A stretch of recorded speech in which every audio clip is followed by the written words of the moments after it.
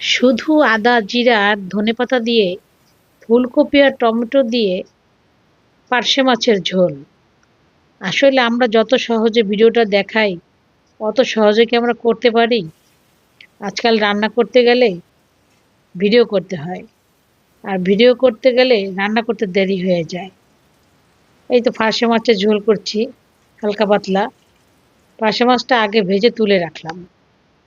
এরপরে কড়াইতে দিয়ে দেব হলুদ লবণ মাখা ফুলকপিগুলো। ফুলকপিটা ভাজা ভাজা হয়ে গেলে দিয়ে দিব টমেটোগুলো। আর এই হলুদের গুঁড়ো, কাঁচামরিচ দিয়ে রান্নাটা কিন্তু হবে। হলুদের গুঁড়ো, জিরের গুঁড়ো আর আদা বাটা এটা দিয়ে দিলাম। ভালো করে কষানো হয়ে গেলে গরম জল দিয়ে দিলাম।